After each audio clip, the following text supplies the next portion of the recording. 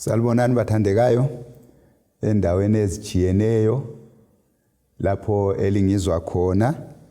Sihlangana njalo esikhathini selizwi isinkwa sokuphila. Intshumayelo yethu yanamhlanje ithi yona isihloko sakhona ithemba lokuvuka kwabafileyo. Asikhothamseni amakhanda sikhulekeni. Baba wethu othandekayo osezulwini, siyabonga Nkosi umusa wakho lothando lwakho olukhulu. Siyabonga isipho sokuphila esisamkeliswa insuku zonke sivelela kuwe kungela mbadalo. Nanti thuba elihle elokufunda ilizwi lakho, elokuhlala ezinyaweni zakho. Kulekela ukuthi angani lona leli lizwi lingasinika ukuqina, lisinike ithemba ekuhambeni kwethu ngaphansi kwelanga, ekupheleni kwezinto zonke kube kuhle ukubana sibe khona embusweni ongapheliyo. Kungumkhuleko wokukholwa, khuleka tembele egameni lika Kristu asifelayo. Amen. Ithemba lokuvuka kwabafileyo. Asifundeni kwabaseThesalonika bokuqala ngo-4 ivesi ngelika 13. Uthi nxa ebhala lapha umpostoli Paul uthi, kepha angithandi bazalwane ukuba ningabi nakwazi ngabaleleyo, ukuze ningadabuki njengabanye abangelalo ithemba. Ngokuba uma sikholwa ukuthi uJesu wafa, wavuka, njalo nabaleleyo ngoJesu uThixo uyakubavusa kanye nabo. Sitsho lokhu kini ngezwi lenkosi ukuthi thina esiyakuba sikhona siphila sisele ekufikeni kwenkosi asikubandulela abaleleyo. Ngokuba inkosi uqobo iyakwehla ezulwini ngokuhlokoma nangezwi lengilosi enkulu nangethilongo likaThixo, abafileyo abakuKristu bayakuvuka kuqala. Khona thina esiyakuba sikhona sisele sohlwithwa kanye nabo emafini siyokuhlangabeza inkosi phezulu, kunjalo siyakuba kuyo inkosi ngezikhathi zonke. Ngakho-ke thokozani ngala mazwi. Umpostoli Pauli ukhuluma amazwi amangalisayo, amazwi okuvuka kwabafileyo, amazwi ethemba.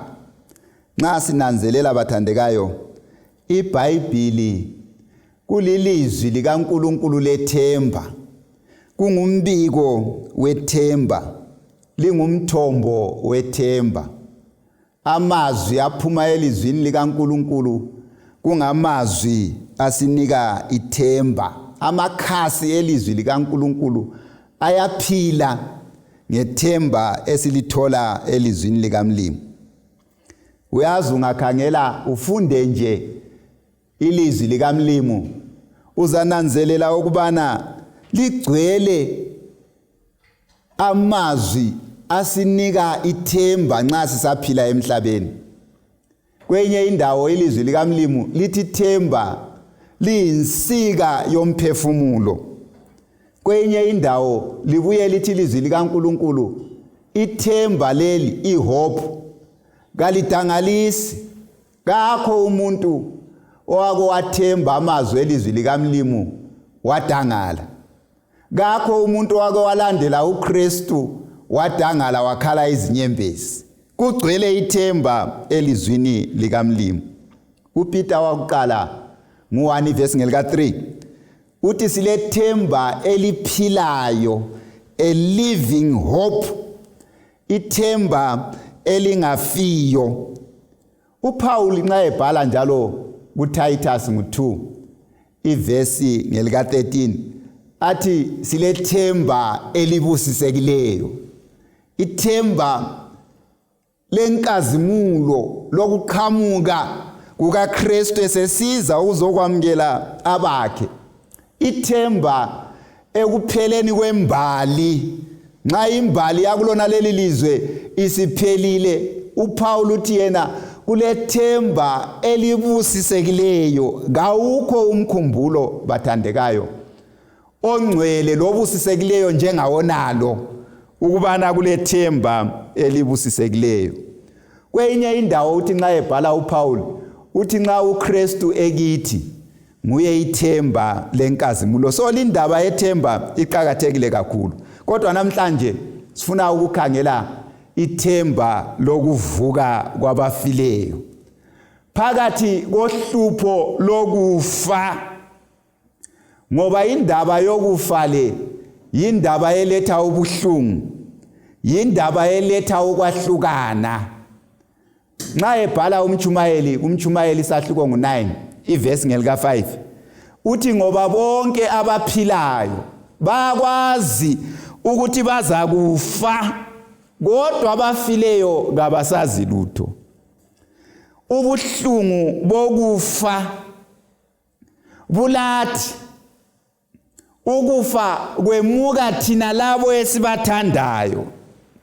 Bese kusithi umkhumbulo wakhona nxa sebehambile usikhathaze okwesikhathi. Okuwelaphayo lumkhumbulo kuphela lithemba. Ngithanda ukukutsho ukubana kuhlelo lukaNkulunkulu kusukela ekuqaleni komhlaba uNkulunkulu wayengahlelanga ukubana kuyakuba khona ukufa. Kodwa ngenxa yokungena kwesono, isono seza sesibelethe lolu hlupho lokufa olusikhathazayo izikhathi zonke. Ngiyakwazi ukubana wena lami lindaba iyasihlupha, iyasihlukuluza. Kodwa namhlanje mfuna sibheke elizwini likaMlimu lapho esamukeliswa khona ithemba lokuvuka kwabafileyo. Mana ke ngithinte lapha isisekelo saleli themba. Kanti kungani siligagadlela leli themba? Kungani kumele ungalilahli? Kungani liliqiniso? Kungani kulobufakazi? Nasi khangela elizwini likaMlimu siyabona ubufakazi esibuthola kukhokho wethu uJobe. uJobe ngu19 ivesi ngelika 25 usiya ku27. uJobe uthi nxa ebhala ubaba owahlupheka kakhulu, uSathane emkhathaza, eselahlekelwe yikho konke, kodwa uthi nxa ebhala uthi ngiyazi umhlengi wami uyaphila. Futhi ekupheleni kwesikhathi uza kuma kuthi lanxa isikhumba sami sesiphelile ngabola ngaphela, mina uqobo lwami ngiza kumbona. Kuyaba le moment of truth, kuyaba lesikhathi seqiniso nxa esiza ngilalelo themba. So sile foundation, sile sisekelo sabadala basendulo ukubana bafa belele balala belethemba, ithemba lokubana uKristu baza kumbona. Uyazi silobufakazi futhi baba prophet. Abaprofeti labo bakhuluma ngayo linto. uIsaiah ngu25 ivesi ngelika 8 uthinta ukubana kwelinye ilanga uNkulunkulu uza kugwinya ukufa ekunqobeni, uyakubhidliza ukufa. Uhlupho olukhulu ngifuna ukukutshela ukubana ozalubhidliza nguThixo. uNkulunkulu ngokwakhe uyakubhidliza ukufa. uIsaiah uthi ngitsho lalolo suku mhla ebhidliza ukufa, izinyembezi uza kuzesula emehlweni ethu.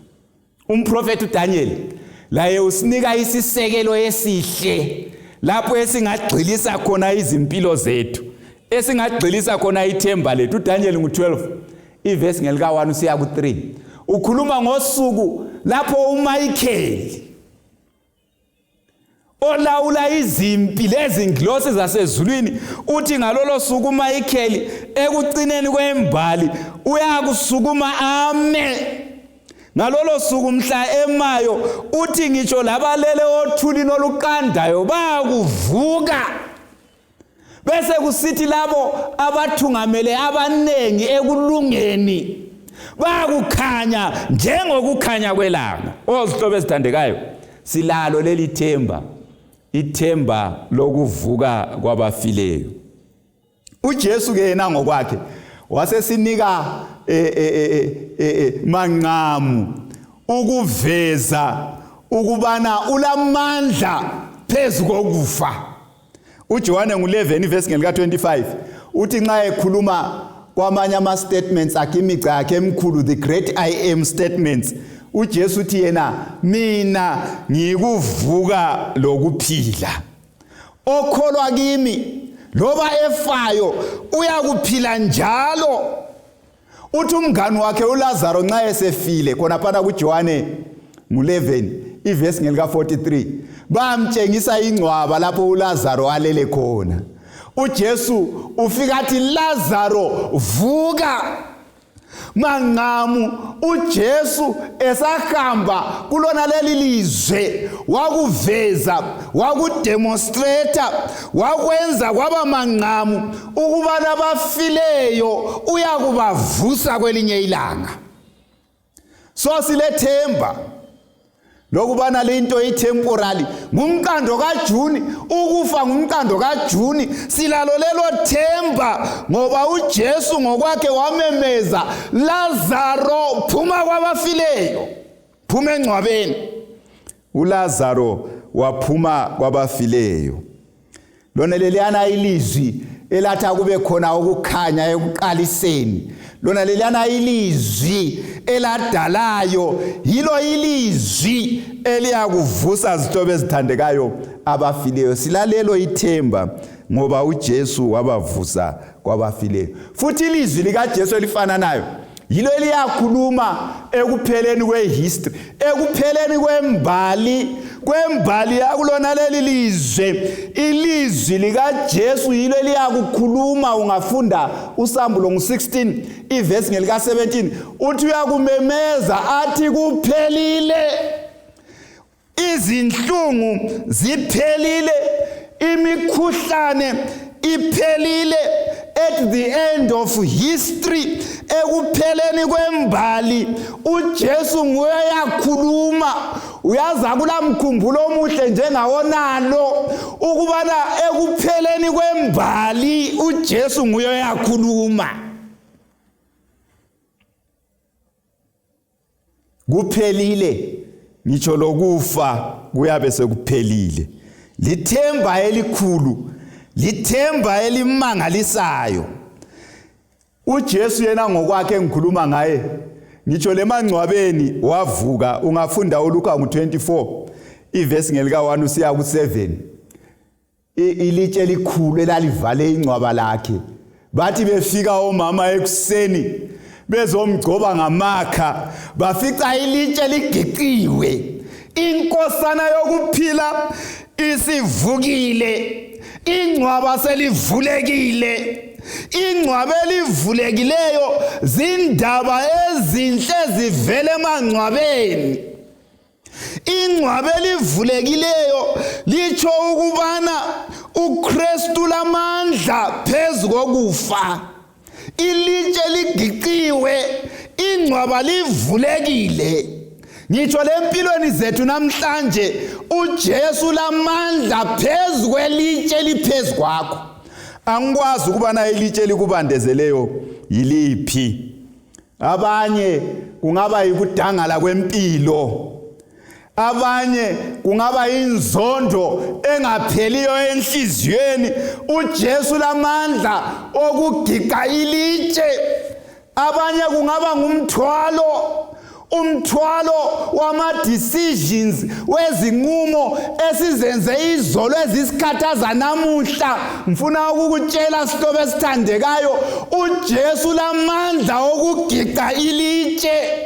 Silethemba lokuvuka kwabafileyo. uJesu bathandekayo wanqoba ukufa. U1 Corinthians 15 iverse ngelika 26 kwabaseKorinte bokuqala 15 iverse ngelika 26 uthi isitha sokucina esiyakuchithwa yikufa. Uyazi ukuthi mina ngiyafisa ukubana ngibe khona kulolo suku, mhla kuchithwa ukufa.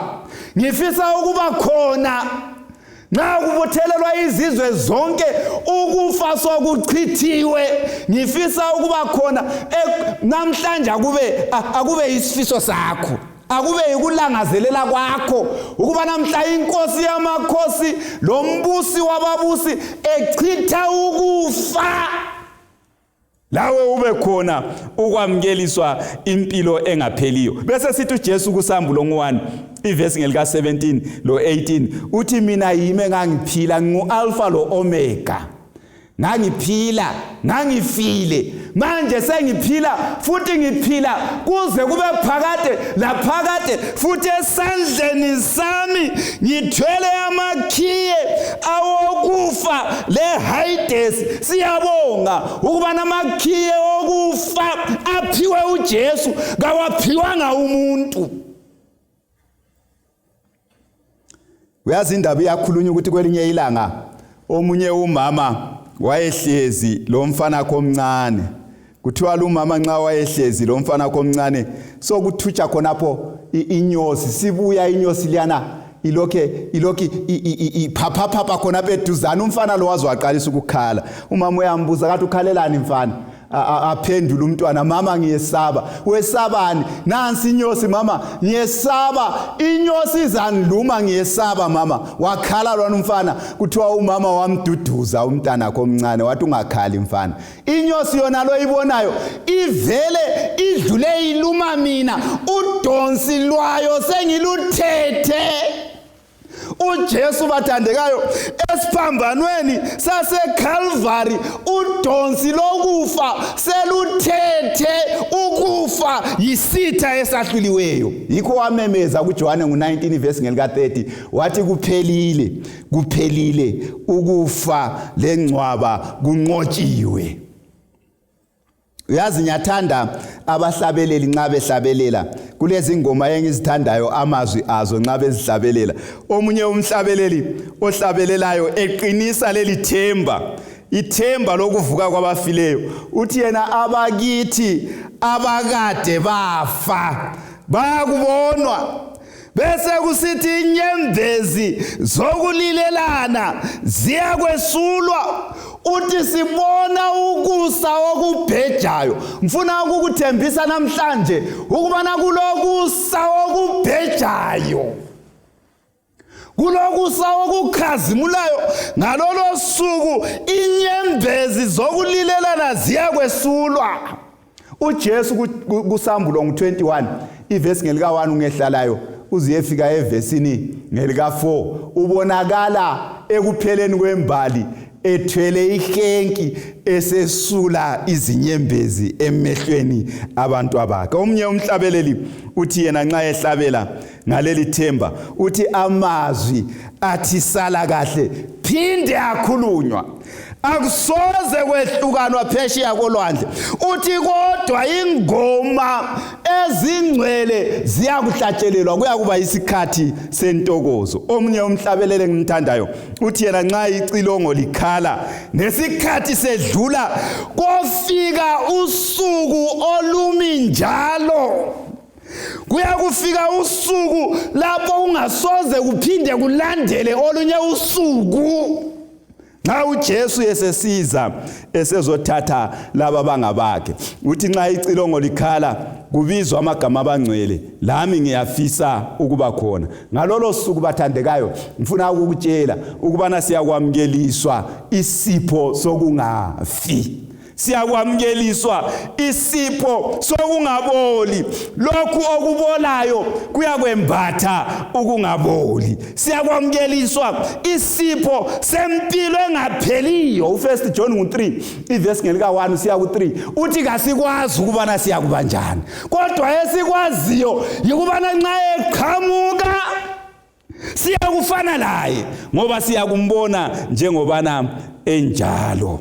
Siya khona ezweni okungagugwayo, ezweni okungafiwayo. Nxa ngigijima lapha ukuthi ngigoqe indaba yethu emnandi yethemba elimangalisayo, kule ndaba ekhulunywayo eyodade esimaziyo owabhala kakhulu izindaba zokukholwa, izindaba zempilakahle, udade uEllen White. Wayelo dade wabo okwakuthiwa nguElizabeth. Babe ngamaphahla. Udade wabo lo wayelomntwana okwakuthiwa nguEva, indodakazi yakhe. So kwelinye ilanga indodakazi yakhe yedlula emhlabeni. So ubhala lawa amazwi uEllen White eduduza udade wabo ngoba eselahlekelwe ngumntwana ayemthanda. Nanka amazwi mana ngiwafundela lapha ngesilungu ngizabuya njalo ngiwachasise ngesindebele. Uthi yena nxa ebhalela udade wabo selahlekelwe indodakazi yakhe ayithandayo. Uthi yena, our fondest hopes are often blighted here. Uthi amathemba ethu esiwathanda kangaka izikhathi ezinengi ayabhidlizwa nxa silapha emhlabeni. Our loved ones are torn from us by death. Esibathandayo bahluthulwa kithi ngokufa. We close their eyes, siyavala amehlo abo. Lay them away from our sight. Sibabeke emangcwabeni lapho singeke sibabone khona. Bese sithi yena, but hope, kodwa ithemba, it bears our spirits up. Liyaphakamisa imimoya yethu lemphefumulo yethu. We are not parted forever. Kasehlukananga labo kuze kube ngunaphakade. But shall meet the loved ones who sleep in Jesus. Kodwa siza kuhlangana labo abafileyo abafele kuKristu. They shall come again from the land of the enemy. Bakuphuma njalo ezweni lesitha. Bese sithi yena nxa evala lapha uthi the life giver is coming. Lo opha impilo uyeza. Obathandekayo nansi indaba emangalisayo ukubana uJesu uyeza. Kwelinye ilanga mhla ezayo uyakubiza athi vukani, vukani, vukani lina elilele emangcwabeni, vukani. Abanengi abafa bemamkele uKristu bakuvuka bengalakho ukubola. uJohane 5 ivesi ngelika 28 lo 29 uthi lingamangali ngalokho ngoba isikhathi siyeza lapho abalele emathuneni beyakulizwa izwi layo. Abenze okuhle bakuvukela ekuphileni okungapheliyo, abenze okungalungi bavukele ekuyangisweni okungapheliyo. uJohane 7 ivesi ngelika 37 kuthiwa uJesu wasukuma wama ngosuku lomkhosi wamaJuda wamemeza wathi nxa ekhona omileyo ngeze azonatha amanzi. Lawo manzi ngawanatha esiswini sakhe kuyakugeleza umthombo wamanzi okuphila. Mfuna ukukutshela ukubana mina lawe izikhathi ezinengi sesilahlekelwe lithemba, kodwa kuJesu likhona ithemba. uMathewu 11 verse 28 wozani kimi lina lonke elikhatheleyo lelisindwayo mina ngiyakuliphumuza. Umkhumbulo omangalisayo bathandekayo. Silesithembiso selizwi, silesithembiso senkosi yamakhosi lombusi wababusi. Usuku luyeza lapha yakumemeza khona kuthi izihlobo zethu esibathandayo abalele emangcwabeni bavuke, thina siguqulwe sihlangabeze inkosi emafini. Kanjalo siyakubalayo inkosi kuze kube ngunaphakade. Umlimo lomusa, umlimo lothando, umlimo lamandla angala amazwi engawagxilisa ezinhlizweni zethu. Umoya oyingcwele engasitshisi sodwa kodwa asinike induduzo eyeneleyo. Asikhothamisela amakhanda sikhulekele. Baba wethu othandekayo osezulwini, siyabonga umusa wakho omkhulu. Siyabonga ukuzwa ilizwi lakho elinamandla eledlula inkemba esikanhlangothi zombili. Siyabonga ukubana phakathi kwelizwe elawelwa luhlupho lwesono, isono seza sibelethe ukufa, lokho kufa wakunqoba esiphambanweni. Siyabonga ngoba wena ngokwakho wavuka emathuneni. Siyabonga ngoba ingcwaba lakho livulekile. Siyabonga ngesithembiso esimangalisayo ukuba namhla uzayo uyakusigqokisa isipho sokungafi lesokungaboli. Sibusise ngamunye ngamunye esizwe wona lamazwi. Sinike ukuqina ekukholweni, sinike ukubambelela singabuyele emuva. sinike ukukhangelela ukuza kwakho okuseduzane bese kusithi ekupheleni kwezinto zonke nxa ususiza uzokwamukela bakho abenze intando yakho embusweni ongapheliyo kube kuhle kithi lezi muli zethu ukubana sifica amagama ethu ebhalwe ebhukwini lakho lokuphila kungumkhuleko wethu okukholwa ngoba sikhuleka sithembele kuKristu wasifelayo amen.